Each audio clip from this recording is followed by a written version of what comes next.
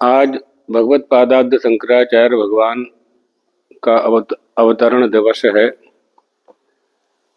वैशाख शुक्ल पंचमी।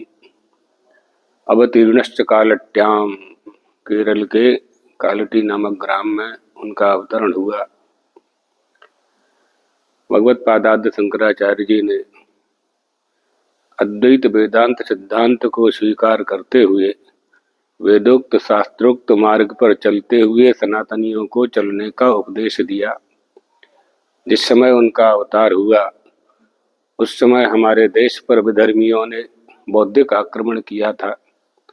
अनेक मतों का खंडन करके आद्य शंकर ने सनातन धर्म, हिंदू धर्म, वेदोक्त शास्त्रोक्त धर्म का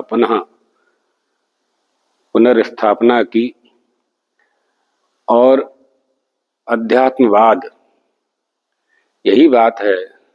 अध्यात्म क्या है, एकात्मता क्या है, एकता क्या है, कैसे सब एक हो सकते हैं, इसका सम्यक प्रतिपादन भगवत पादाब्द शंकर ने किया।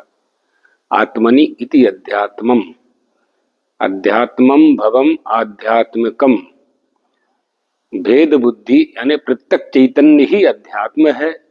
भेद बुद्धि आध्यात्मिक पतन है और अभेद बुद्धि आध्यात्मिक उत्थान है।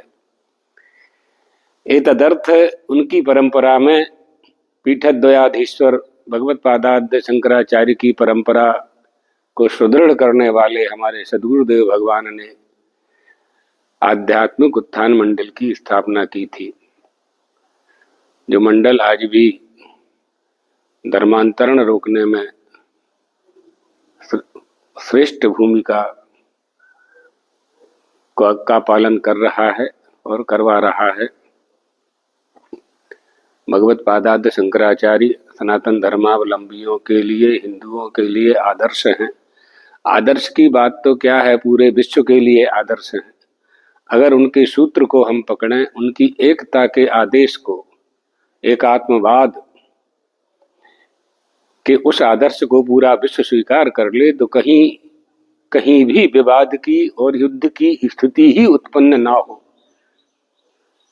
आज भारत देश में जो परिस्थिति निर्मित हुई है, कश्मीर में, पहलगांव में आतंकवादियों ने जिस स्थिति को उत्पन्न किया है, इसमें बहुत एकता की आवश्यकता है। हमारे देश पर पहले भी बहुत आक्रमण हुए हैं, विधर्मियों ने शासन किए हैं, राज्य किए हैं, शासन किया है हमारे ऊपर। ईस्ट इंडिया कंपनी के नाम पर प्रवेश करके 200 वर्ष तक, ये तो अभी की घटना है, 78 साल पहले की, अंग्रेजों ने शासन किया है। पुनः ऐसी स्थिति का निर्माण ना हो, एतदर्थ सभी को एक होना चाहिए। एकता बहुत आवश्यक है और इस एकता का दर्शन यदि हम सब नहीं करेंगे तो हमारी राष्ट्रीयता में और सनातन धर्म में छिद्र करने का बहुत प्रयास किया जा रहा है। राजा का निर्माण लोकतांत्रिक व्यवस्था में प्रजा करती है। लोकतंत्र के द्वारा जो चुने गए हैं वही इस समय शासन कर रहे हैं। संविधान का पालन करते हुए शासन करना चाहिए, कर भी रहे होंगे, कर रहे हैं। प्रजा का मत क्या है, प्रजा का रुख क्या है, प्रजा क्या चाहती है? प्रजा देश के हित में आतंकवाद को नष्ट करना चाहती है। भारत की प्रजा आतंकवादियों के प्रति कठोर से कठोर शासन, कठोर दंड देना चाहती है। वो आतंकवाद जहां से भी प्रवर्तित है उनको भी शिक्षा देने की आवश्यकता है। तो प्रजा की इस इच्छा को शासन पूरा करे। राजनीतिक जितने दल हैं उन सब को समवेत होकर के एक स्वर में दलगत राजनीति से ऊपर उठ करके देश के हित में आतंकवादियों को शिक्षा देनी चाहिए। उनको ऐसा कठोर से कठोर दंड दिया जाए कि पूरे विश्व में कहीं भी आतंकवाद को जन्म देने वाले, आतंकवाद को बढ़ावा देने वाले भी एक बार विचार करने लगें कि ऐसा करने से हमारी दुर्गति होगी। भारत ये शिक्षा दे सकता है, भारत बहुत समर्थ है, हमारे पास सारे शासन संसाधन उपलब्ध हैं, लेकिन हमारी अनेकता, दलगत राजनीति इसमें बाधक बनती है। हमने अपने संदेश में पहले भी यह कहा था कि इस मसले को दलगत राजनीति से ऊपर उठ करके हल करना चाहिए।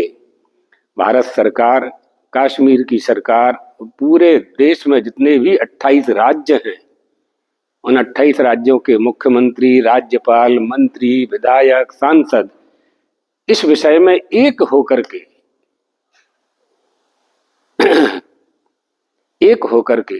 देश के हित में चिंतन करते हुए एक स्वर से हम आतंकवाद के खिलाफ अपना मत व्यक्त करें, अपना चिंतन देश के सामने रखें और जो मुसलमान हमारे देश में निवास करके हमारी भूमि पर निवास करते हैं, भारत भूमि का उपयोग करते हैं, भारत की सुविधाओं का उपयोग करते हैं, उनमें भी भारतीयता उन्हें होनी चाहिए और इस समय उन्हें सिद्ध भी करना चाहिए कि हम भारत देश के साथ हैं।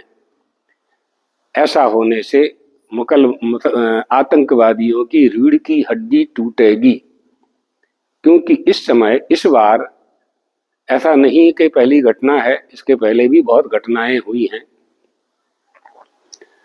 आतंकवाद ने तो प्रधानमंत्री के निवास में ही प्रधानमंत्री जी की हत्या कर दी थी, आतंकवाद ने तो लोकसभा पर ही हमला कर दिया था। ये सब देखा है हम लोगों ने, हमारे देश ने देखा है। इस समय जो उन्होंने आतंकवाद ने जो नया रवैया अख्तियार किया है कि पहचान कर करके हिंदुओं को ही टारगेट किया है, हिंदुओं को ही लक्ष्य बनाया है, ये बहुत शर्मनाक है, बहुत ही शर्मनाक है।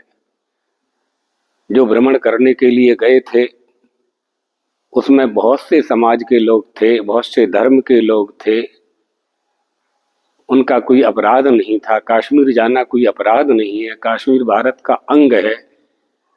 हमारी तमाम ऊर्जा, हमारी अर्थव्यवस्था सब जगह से कटौती करके हमारी भारत सरकार कश्मीर में व्यय कर रही है। वहां के विकास के लिए महत्वपूर्ण योगदान भारत सरकार का 78 सालों में रहा है। वर्तमान सरकार भी यही दिशा में आगे बढ़ रही है कि कश्मीर का विकास हो, वहाँ बौद्धिक विकास हो, वहाँ के लोग बौद्धिक योग्यता को प्राप्त करें, आतंकवाद से मुक्त हों, वहाँ की जो परंपराएं हैं, वहाँ की जो प्राचीन सभ्यता है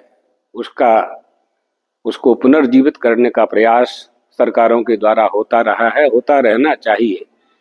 लेकिन जब तक आतंकवाद को जड़ से खत्म नहीं करेंगे हम, तब तक कश्मीर की उन्नति संभव नहीं है।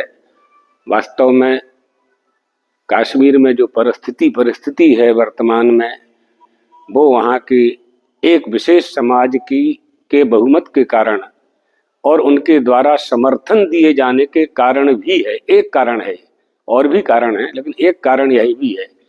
इसलिए कश्मीर में कश्मीर पंडितों का पुनर्वसन हो, हिंदुओं की संख्या वहाँ बढ़ाई जाए, दूसरे भी समुदाय के लोग वहाँ हों, मुसलमान भी वहाँ हों। देश तो सभी का है, संविधान सबको रहने की अनुमति देता है, लेकिन आतंकवाद की अनुमति किसी को नहीं होनी चाहिए।